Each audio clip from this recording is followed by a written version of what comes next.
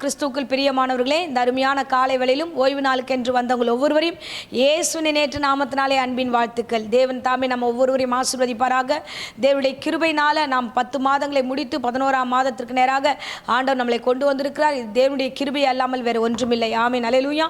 இந்த நாளிலும் கர்த்தர் நம்மோடு பேசுகிற வேத வசனத்துக்கு முன்பதாக கண்களை மூடி நாம் ஜெபிப்போம். ஸ்தோத்திரம் ஏசப்பா, உம்மை துதிக்கிறோம் ஆண்டவரே. அப்பா, இந்த தேவ செய்தி கேட்க வந்த ஒவ்வொரு பிள்ளைகளையும் நீர் ஆசீர்வதிப்பீராக. யூடியூப் மூலமாக பார்த்து கொண்டிருக்கிறவர்களுக்கு ஞானத்தையும் அறிவையும் கொடுத்து கர்த்தாவே பொறுமையாய் நிதானமாய் இது உட்கார்ந்து ஆண்டவரே இந்த பிரசங்கத்தை கேட்க கிருபை தருவீராக. அப்பா, உம்முடைய சமூகம் இவங்களோடு கூட இருக்கட்டும். இந்த மாதம் ஆண்டவர் நீர் என்னெல்லாம் பேச போகிறீரோ பேசி ஆசீர்வதித்து வழி நடத்துவீராக. தொடர்ந்து உம்முடைய கரத்தில் ஒப்படைக்கிறோம். ஆசீர்வதி இயேசு நாமத்திலே ஜெபிக்கிறேன் நல்ல பிதாவே, ஆமென், ஆமென். ஹல்லேலூயா, ஹல்லேலூயா. கர்த்தர் நல்லவர். பாருங்க, அவருடைய கிருபை தான் இந்த 11ஆவது மாதத்துக்கு நம்ம வந்திருக்கிறது என்று அவர் கிருபை தான். எத்தனையோ காரியங்கள் நம்ம கடந்து வந்த 10 மாதங்களில் எத்தனையோ பலவீனங்கள், சோர்வுகள், பயங்கள் இதெல்லாம் தாண்டி வந்தோம். அது மாத்திரம் இல்லாமல் எத்தனையோ அற்புதங்களை நம்முடைய சபையிலையும் உங்களுடைய வாழ்க்கையிலும் கர்த்தர் செய்திருக்கிறார். ஸோ இந்த தேவன் இன்மட்டும் நம்மை நடத்தியிருக்கிறார். அவர் இனியும் நம்மை நடத்த வல்லவராய் இருக்கிறார். ஆமென், அல்லேலூயா. ஸோ இந்த நாளிலும் கர்த்தர் கொடுக்கிற வேத வசனத்துக்கு நேராக நம்முடைய கவனத்தை திருப்புவோம். சங்கீதம் 72ஆம் சங்கீதம் 12-13ஆம் வசனத்தை நாம் வாசிப்போம். கூப்பிடுகிற எளியவனையும் உதவியற்ற சிறுமையானவனையும் அவர் விடுவிப்பார். பலவீனனுக்கும் எளியவனுக்கும் அவர் இறங்கி எளியவர்களின் ஆத்துமாக்களை ரட்சிப்பார். ஆமென், ஹல்லேலூயா. கர்த்தர் நல்லவர். பேசின வேத வசனத்துக்காக நன்றி செலுத்துகிற. கூப்பிடுகிற எளியவர்களுடைய வாழ்க்கையில கர்த்தர் ஆசீர்வாதத்தை கொடுப்பார். வசனம் சொல்கிறது, கூப்பிடுகிறவர்கள் உதவியற்றவர்கள் சிறுமையானவர்கள் இவர்களை ஆண்டவர் ஆசீர்வதித்து அவங்களை விடுவித்து நான் நடத்துவேன் என்று சொல்லுகிறார். ஆமென், ஹல்லேலூயா. இன்றைய நாட்களில் தேவ சமூகத்துக்கு வந்திருக்கிறோம். பாருங்க, நிறைய பேர் கூப்பிடுறாங்க. தேவனை யாரெல்லாம் கூப்பிடுறாங்கன்னா, மேல் வசனம் சொல்லுகிறது, நான் வாசிக்கிறேன் பாருங்க, 11ஆவது வசனம், சகல ராஜாக்களும் அவரை பணிந்து கொள்வார்கள், சகல ஜாதிகளும் அவரை சேவிக்கும். அப்போ ராஜாக்களும் நிறைய பேரும் அவரை சேவிக்கிறார்கள். ஆனா தேவனுடைய காரியம் அங்க பாத்தீங்கன்னா அடுத்த வசனமே சொல்லுகிறது, எளியவன் கூப்பிடும்போது, சிறுமைப்பட்டவன் கூப்பிடும்போது அவர் உதவி செய்கிறார், அவர் விடுவிக்கிறார். ஆமென், அல்லேலூயா. தேவனாகிய கர்த்தர் திக்கற்றவர்களுக்கு துணையாய் இருக்கிறார். ஒன்றுமில்லாதவர்களுக்கு ஆண்டவர் உறுதுணையாய் இருக்கிறார். அவர் நம்மை வழி நடத்த வல்லவராய் இருக்கிறார். ஆமென், அல்லேலூயா. பாருங்க, ஆண்டவரை நோக்கி கூப்பிடும்போது நிச்சயமாய் அவர் நமக்கு வந்து விடுவிப்பார் என்று வேதம் நமக்கு சொல்லுகிறது. இன்றைக்கு நிறைய பேர் வந்து பார்த்தீங்கன்னா மனுஷங்கிட்ட போய் நம்ம நிற்க வேண்டிய சூழ்நிலை வரும்போது நாம நம்முடைய இக்கட்டு காலத்தில் மனுஷனை நம்புவது விருதா. வேதமே சொல்லுகிறது. நம்ம வாசிப்போம். சங்கீதம் 60ஆம் சங்கீதம் 11ஆம் வசனத்தில் வாசிப்போம் என்றால், இக்கட்டில் எங்களுக்கு உதவி செய்யும் மனுஷனுடைய உதவி விருதா. ஆமென், ஹல்லேலூயா. ஸோ தாவீது விதமாய் சொல்லுகிறார், இக்கட்டில் எங்களுக்கு உதவி செய்யும் ஆண்டவரே. இக்கட்டான சூழ்நிலைகள், எங்களுக்கு விரோதமாக எழுந்திருக்கிற போர்கள், எங்களுக்கு விரோதமாக எழுந்திருக்கிற எல்லா பொல்லாத கிரியைகளிலிருந்து எங்களுக்கு உதவி செய்யுங்க. ஏன்னா நான் மனுஷனை நம்பும்போது அவர்களுக்கு நான் அடிமையாக மாறணும், இல்லைன்னா அவங்களுக்கு நான் முகஸ்துதியை செய்யணும். ஆண்டவரே, மனுஷன் வந்து ஒருவேளை எனக்கு உதவி செய்தால் அவன் எனக்கு சொல்லுவான், நான் கொடுத்ததுனால தான் இவங்க வாழ்ந்தார்கள், இவர்களுக்கு உதவி செய்தேன் அதனால தான் நிற்கிறார்கள் என்ற வார்த்தை வரும். ஆண்டவரே, அந்த காரியம் எங்களுக்கு வேணாம் ஆண்டவரே. எங்கள் இக்கட்டில் நீர் உதவி செய்யும். வேதத்தில் நம்ம வாசிக்கிறோம் பாருங்க, ஏசாயா 2ஆம் அதிகாரம் 22ஆம் வசனம் நமக்கு இவ்விதமாக சொல்லுகிறது, நாசியிலே சுவாசமுள்ள மனுஷனை நம்புவதை விட்டுவிடுங்கள், எண்ணப்படுவதற்கு அவன் எம்மாத்திரம். ஆமென், ஹல்லேலூயா. நாசியில சுவாசமுள்ள மனுஷனை விட்டுருங்க. அப்போ வேதம் நமக்கு தெளிவாய் கற்றுக் கொடுக்கிறது. அதை தான் சங்கீதக்காரன் சொல்லுகிறான், ஆண்டவரே நான் மனுஷனை நம்புவது விருதான காரியம் ஆண்டவரே, வேண்டாம் ஆண்டவரே என்று சொல்லுகிறார். இந்த நாட்களில் மனுஷனை நம்பி நம்ம ஒரு காரியத்தில் இறங்கக்கூடாது என்பது வேதம் சொல்லுகிறது. நீங்க உங்களுடைய வாழ்க்கையில் எந்த காரியத்தையும் மனுஷனை முன்னிட்டு செய்யாதீங்க. தேவனை பாருங்க. தேவன் மூலமா மனுஷன்கிட்ட போலாமே தவிர மனுஷன் மூலமா தேவன் கிட்ட போகக்கூடாது. ஸோ தேவன் கிட்ட அமரும் போது தேவன் நிச்சயமாய் நம்ம நடத்த வல்லவராய் இருக்கிறார். நம்ம கூப்பிடும் போது அவர் இறங்கி வருவாரே. அவர் ரொம்ப அழகாய் வசனம் சொல்லுது, எளியவர்களையும் சிறுமையானவர்களையும் எளிமையானவர்களையும் அவர் கூப்பிடும் போது, பலவீனமானவர்கள் கூப்பிடும் போதெல்லாம் நான் இறங்கி வருவேன் என்று கர்த்தர் சொல்லுகிறார். ஆமென், அல்லேலூயா. எளிமையானுடைய ஆத்துமாவை காப்பாற்றுவேன் என்று சொல்லுகிறார். ஸோ சிறுமையானவர்களுடைய ஆண்டவர் ஆத்துமாவுகளை விடுவிக்கிற தேவனாய் இருக்கிறார். அப்போ தம்முடைய வார்த்தைகளை கொடுத்து அவர் நடத்த சரியா இருக்கும்போது நாம நம்முடைய வாழ்க்கையில எல்லா காரியத்தையும் அவரிடத்துல ஒப்பு கொடுப்போம். ஆமென். இந்த மாதம் நாம தேவனை நம்பி அமரும் போது, தேவனை நோக்கி கூப்பிடும் போது அவர் நிச்சயமாய் நமக்கு உதவி செய்ய வல்லவராய் இருக்கிறார். கூப்பிடுகிறவர்களுக்கு, இக்கட்டான சூழ்நிலையில் இருக்கிறவர்களுக்கு அவர் உதவி செய்வார். ஆமென். பாருங்க, வேதாகமத்தில் அநேக ராஜாக்களை குறித்து பார்க்கிறோம். அதுல விசேஷமாக பார்த்தீங்கன்னா 2 நாளாகமம் 14ஆம் அதிகாரத்தில் ஆசா என்ற ராஜாவை குறித்து பார்க்கிறோம். பார்த்தீங்கன்னா அவருடைய நாட்களில் அமைதலுள்ள ஒரு அரசாங்கம் அந்த நாட்கள் இருந்து 10 வருஷம் அவருடைய வாழ்க்கையில் அவருடைய ராஜ்யத்தில் அமைதலான ஒரு ஆட்சி நடந்து கொண்டிருந்தது. அந்த சூழ்நிலை திடீர் என்று பார்த்தீங்கன்னா அந்த இடத்துல எத்தியோப்பிய ராஜா வருகிறார். அவர் 10 லட்சம் ஆட்களோடு கூட வந்து படையெடுத்து வருகிறார். இவர்களுக்கு பாதிக்கு பாதி தான் இருக்கிறாங்க. இப்போ இந்த சூழ்நிலையில் ஆசாக்கு என்ன பண்ணுறதுனே தெரியல. இவ்வளோ பெரிய படையோடு வருகிறானே, இவனை எப்படி எதிர்கொள்கிறதுன்னு தெரியாமல் அவன் யோசித்த காரியம் என்ன தெரியுமா? பக்கத்து நாட்டு ராஜாவெல்லாம் அவன் கூப்பிட போகவே இல்லை. நம்மளா இருந்தால் எதனா பிரச்சனை வந்துச்சுன்னா யாரையாவது போய் கூப்பிடுவோம், எனக்கு ஹெல்ப் பண்ணுங்க, எனக்கு உதவி பண்ணுங்க எப்படின்னு சொல்லுவான். ஆனா இந்த இடத்துல ஆசா என்ன பண்ணினார் அப்படின்னா தேவனை நோக்கி கூப்பிட்டார். வாசிக்கலாம். நம் 14ஆம் அதிகாரம் 11ஆம் வசனத்தை நம்ம வாசிப்போம். ஆசா தன் தேவனாகி கர்த்தரை நோக்கி கூப்பிட்டு, கர்த்தாவே, பலம் உள்ளவனுக்காகிலும் பலனற்றவனுக்காகிலும் உதவி செய்கிறது உமக்கு லேசான காரியம். எங்கள் தேவனாகி கர்த்தாவே, எங்களுக்கு துணை நில்லும். உம்மை சார்ந்து உம்முடைய நாமத்தில் ஏராளமான இந்த கூட்டத்திற்கு எதிராக வந்தோம். கர்த்தாவே, நீர் எங்கள் தேவன், மனுஷன் உம்மை மேற்கொள்ள விடாதேயும் என்றான். ஆமென், ஹல்லேலூயா. பாருங்க, அவ்வளோ தெளிவாய் அவர் சொல்லுகிறார். பலன் உள்ளவனுக்காகிலும் பலனற்றவனுக்காகிலும் நீர் உதவி செய்வது லேசான காரியம். ஆண்டவர், உமக்கு முன்பதாக அது ஒன்றுமே இல்லை ஆண்டவரே. நீர் இந்த காரியத்தை, எனக்கு தான் அது ரொம்ப பெருசா இருக்கு, ஆனா உமக்கு அது ஒன்றும் இல்லாத விஷயம் என்று இந்த ராஜா ஜெபிக்கிறார். ஆமென், ஹல்லேலூயா.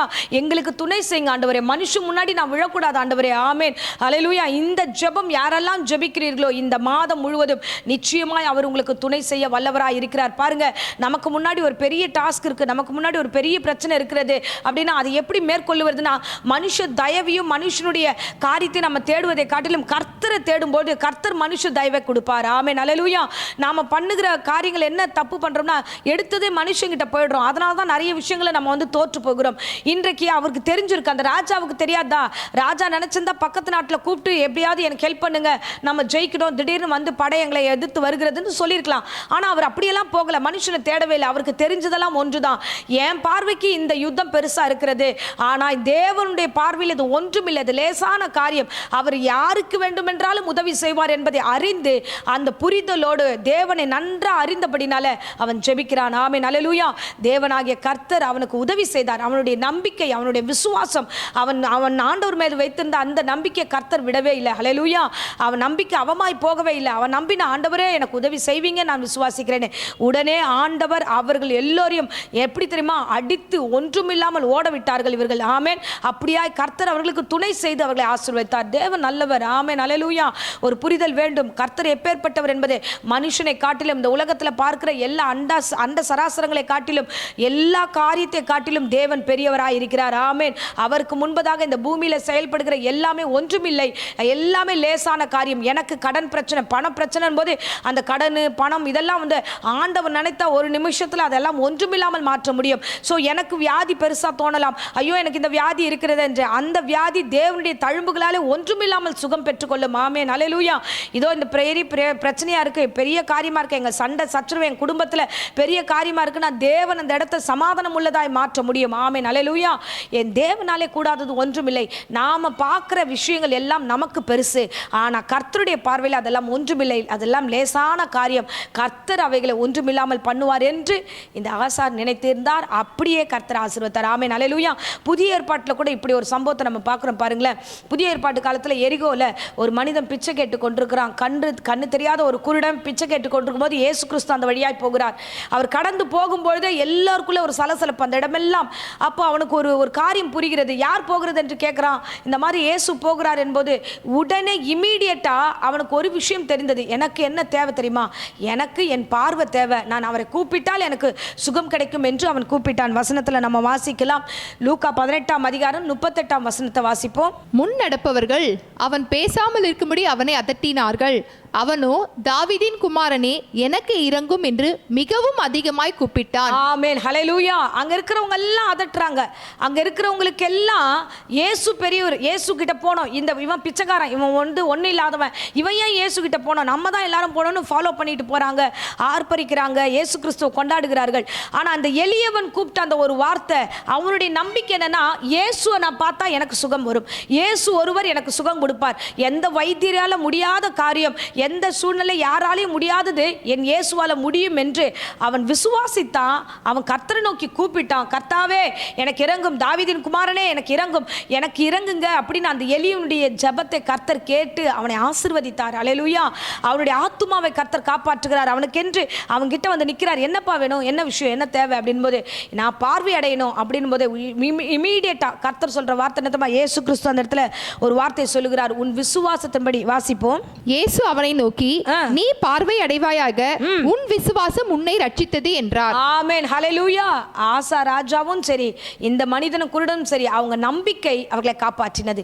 இன்னைக்கு இந்த பிரசங்கத்தை கேட்கிறவங்களே, உங்கள் நம்பிக்கை இந்த மாதம் உங்களை காப்பாற்றும். பாருங்க, அவர் உதவி செய்ய வல்லவர்.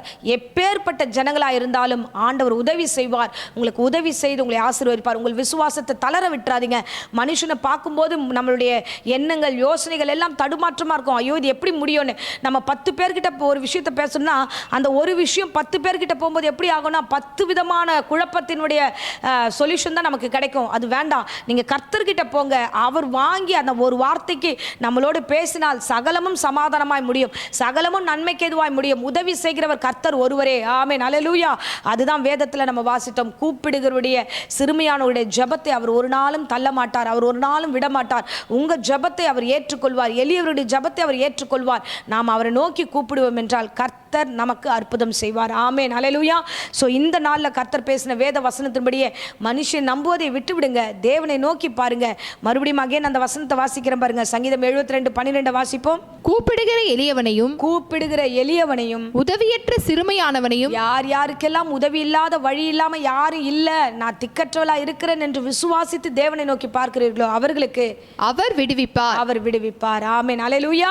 உங்களை விடுவிப்பார், உங்களை ஆத்துமாவை ரட்சிப்பார், உங்களுக்கு உதவி செய்வார், உங்களோடு இருப்பார், உங்களை ஆசீர்வதிப்பார். ஆமென். இப்பொழுது மடியன் உங்களுக்காக ஜெபிக்கிறேன். இருந்த இடங்களில் கண்களை மூடி நாம் ஜெபிப்போம்.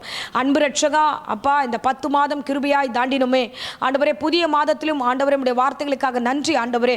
அப்பா, மனுஷனை கண்டு 10 மாதமாய் ஆண்டவரே நிறைய காரியங்களை இழந்தோம். ஆனால் ஆண்டவரே 11ஆம் மாதம் உம்மை நோக்கி பார்க்கிறோம். இந்த பிள்ளைகள் எல்லோரையும் ஆசீர்வதிங்க ஆண்டவரே.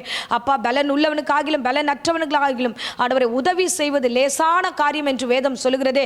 இப்படியே கர்த்தாவே ஆண்டவரே, இந்த பிள்ளைகள் உம்மை நோக்கி பார்க்கிறார்கள். இவர்களுக்கு உதவி செய்வீராக, இறங்கி வந்து ஆசீர்வதிப்பீராக.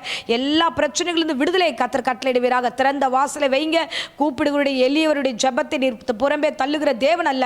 ஜெபத்தை அங்கீகரியும், ஆசீர்வதியும். ஒவ்வொருவரையும் ஆண்டவரை நீர் பொறுப்பெடுத்துக்கொள்ளும். இந்த நேரத்தில் கூட வியாதியோடு பலவீனத்தோடு யாரெல்லாம் இந்த பிரசங்கத்தை கேட்டுக்கொண்டிருக்கிறார்கள் அவர்களுக்கு சுகத்தையும் பலத்தையும் ஆரோக்கியத்தையும் கர்த்தர் கட்டளையிட்டு ஆசீர்வதித்து வழிநடத்தும். ஆசீர்வதியும் காத்துக்கொள்ளும். இயேசு நினைற்ற நாமத்தில் ஜெபிக்கிறேன் நல்ல பிதாவே. ஆமென். ஆமென். Praise the lord. God bless you.